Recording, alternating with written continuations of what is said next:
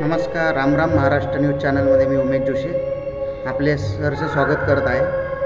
आणि आज आपण आलो आहोत कोथरूड येथे यशवंतराव चव्हाण नाट्यगृहामध्ये। आणि इथे आज श्री यशलक्ष्मी आर्ट्स निर्मित इंडिया बुक ऑफ रेकॉर्ड तसेच एशिया बुक ऑफ रेकॉर्डमध्ये नवीन विक्रम नोंदवण्यासाठी सलग 121 गाणी 13 तासांची एक आध्यात्मिक संगीत कला यात्रा सादर करणार आहे। विविध गायन प्रकरणाच्या माध्यमातून बहुभाषिक 121 अमृतस्वरांनी श्रीरामचरणी अखंड स्वराभिषेक करणार आहेत। पुण्यातील विश्वविक्रमी गायिका मंजुश्री ओक हे सादर करणार आहेत। आपण त्या काही क्षण बघूयात या माध्यमातून आपल्या चॅनलच्या।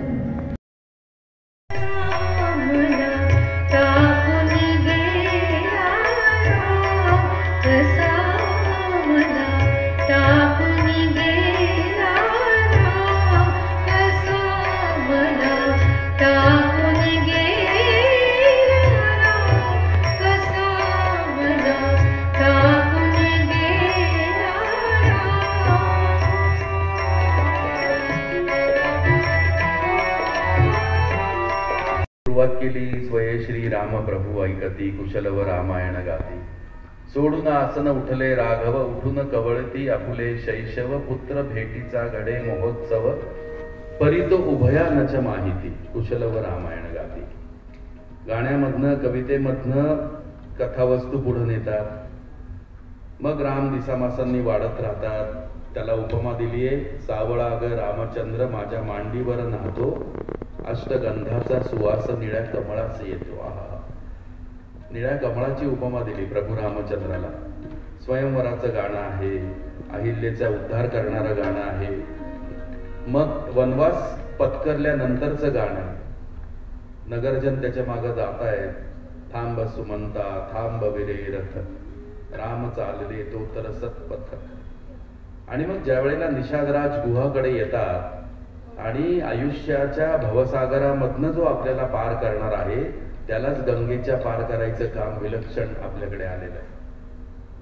किती सुंदर रचना केली। नकोस नौके परत फिरू ग नकोस गंगे ऊर भरू श्रीरामांचे नाम गातया श्रीरामाला पार करू।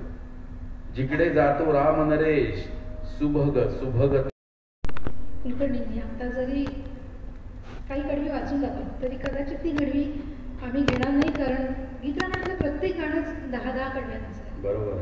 आणि एक गाणं म्हणजे 10 नाट्य गेली। आपल्याला 121 गाणी पूर्ण करायचे, वेळेचं बंधन आहे, त्यामुळे 2-4 कडवी घेऊन आपण पुढे जरूर जरूर।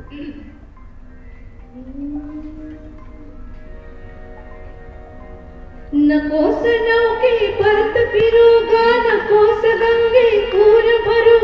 नकोस नौके परत फिरू ग नकोस गंगे पूर भरू श्रीरामाचे नाम गातया श्रीरामाला पार करू। जय गंगे जय भागीरथी जय जय राम राष्ट्रपती गंगे जय जय राम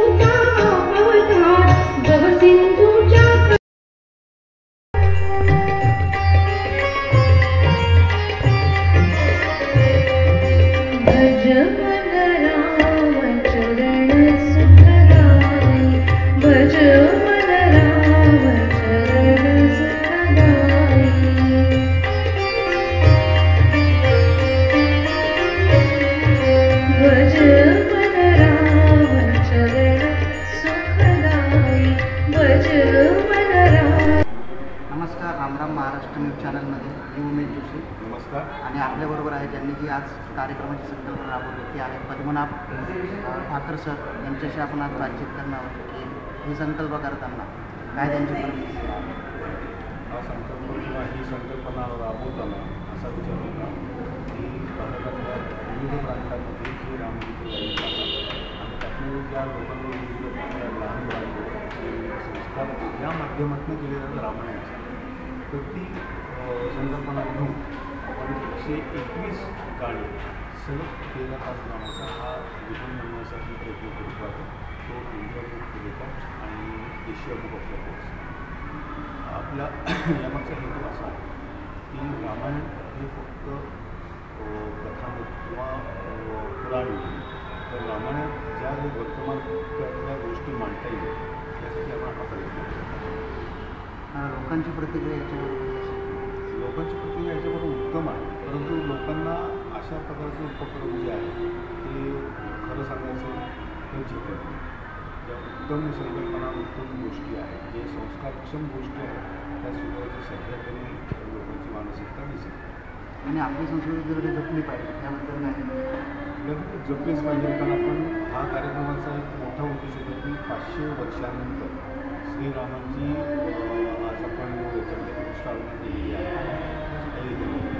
नंतर 1 वर्ष पूर्वी हे फक्त अयोध्यापुरतं मध्ये राहतात भारतासाठी महत्त्वाचं आहे.